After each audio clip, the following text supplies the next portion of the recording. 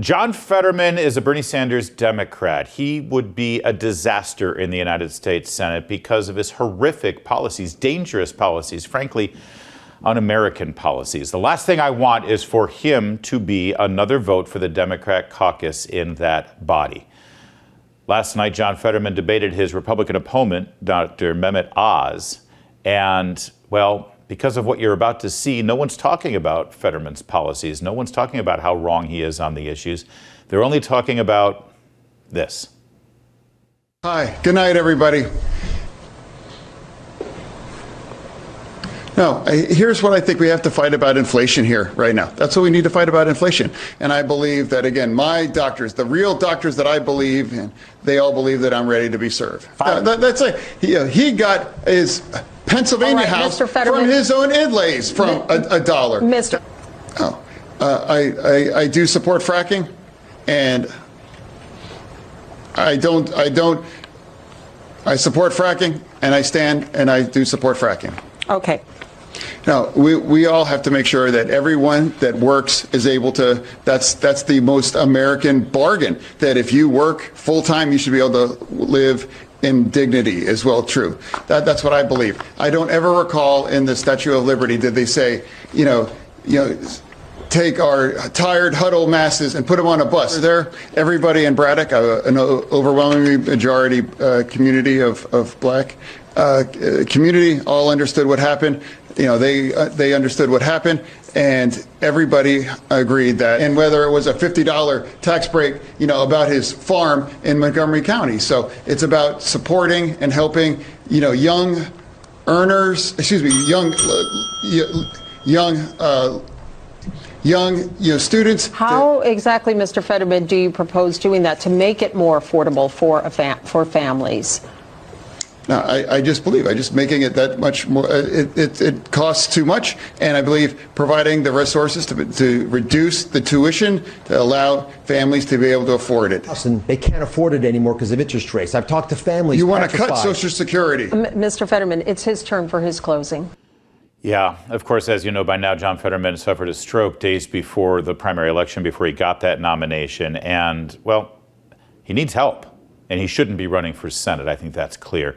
Joining us right now to discuss is a senior columnist at townhall.com and also author of the brand new book that's out, available now. It's great. It's Inferno. He is Kurt Schlichter. Kurt, thanks for joining us. Thanks, Larry. And as a tribute to John Fetterman, I am also appearing from a cave. Well, I mean, it's a difficult topic because you don't want to be mean to him. No, stop. Time out. This guy wants to be a senator. This guy wants to vote on the economic health of Americans, life and death questions like war and peace. No, he's not qualified. We need to say it loudly and clearly. Do you blame him, though? See, I don't even think, I think he's being manipulated. I think that his wife and the Democrats, I don't think he's completely aware of how bad his health is. I don't care about him. He is unimportant. And this idea that we should somehow go lightly, which of course you're not pushing because I know you and you're just very, very cruel. The idea that we should somehow go easy on this guy. Look, I think Oz took the proper tone. He treated Fetterman like he would treat anybody else and expected a good answer, a coherent answer. And when he didn't get one, he pointed out and he went on the attack. This is not a game. He doesn't deserve our sympathy. Jim Garrity. Okay? I don't disagree with you. I don't. It's impossible for me to see a human being suffering with a malady and not feel some compassion for him. Yeah, look, I generally dislike seeing somebody lose their dignity, even somebody I don't personally personally agree with.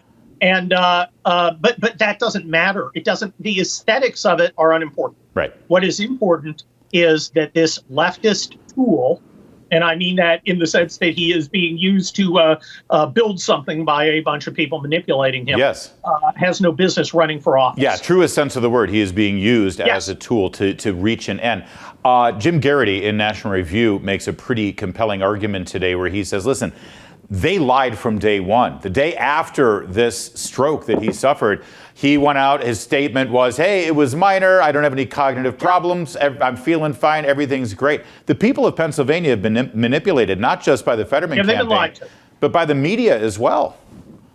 Yeah, the media is really just reaffirmed everything we thought. Look, the thing is, you and I don't complain about when we're alone and having a beer. We don't complain about the media because it's just assumed. Yeah, you're not faced if you complain about the media. That's like being annoyed because it's raining. Okay, it doesn't. I mean, but normal people, Larry, who aren't paying attention to politics all the time, may have tuned into this thing and said, "Wait a minute, this guy's a mutant. Yeah, he's up there. He's got this giant lump on his head. What the heck? He can't. Why haven't I been told this?" And that's a good question. Now, we know the answer. Normal people are learning the answer through pain. Yeah, it's not as much an argument against media bias or anything like that, because that is an old conversation. You're right. It's like, you know that when you wake up every day.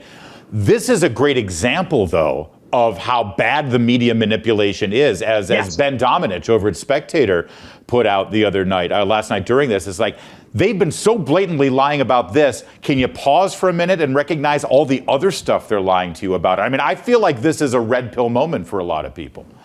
I think this is going to be a red pill moment for a lot of people, and that's why I'm very happy that the truth has come out. And that's the thing, Larry. The media has decided, well, in the short term, we'll give up our role as a semi-neutral arbitrator to try and get our way because it's so important. Yeah. It's so vital. Just this one time, then we'll go back to normal. And it's a short-term thing because they changed the status quo, but they think no one else is going to change. But that's not true. They're going to destroy their status. We actually saw people making that. I mean, we know they believe this, but I love it when they say it out loud. They said it on Twitter today. There were many activists and reporters, as if there's a difference, saying, listen, John Fetterman is another vote to reinstate Roe v. Wade, so that's all I care about. That's okay. I understand.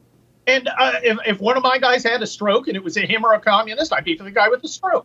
I'm not making a moral judgment. Yeah. I'm making a strategic and tactical judgment.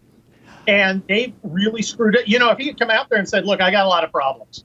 I'm a mess. It takes me a lot longer to think about things. Yep. When I get to the Senate, I'm going to have my little computer to read off of. I'm going to think about things. It's going to take me a little longer. But, folks in Pennsylvania, I can do it. Yeah. That may have actually been more, people may have gone, well, okay. And that's not a completely crazy thing. Yeah. But the fact that he's a grotesque liar, as well as a communist, doesn't, it just doesn't work. I feel like this has been a short-term gain. I think this has been a one-sided segment, so I feel like there needs to be a little bit of balance. Can we just watch this one cut of Mehmet Oz last night and get Kurt's reaction? Mr. Oz. I'll be at the game rooting for my Eagles. Fly, Eagles, fly. Gentlemen, thank you both so much. Yeah, I mean, seriously? Is that baseball? Kurt, it's football. What is wrong with you with sports? I'm not a sports guy, and I'm not going to hold it against Oz. This is the kind of fire you get on a regular basis from all of Kurt Schlichter's columns at townhall.com. That's why we have him on a regular basis. Thank you, Kurt. Great talking with you. Thank you, Larry. More to come on O'Connor Tonight.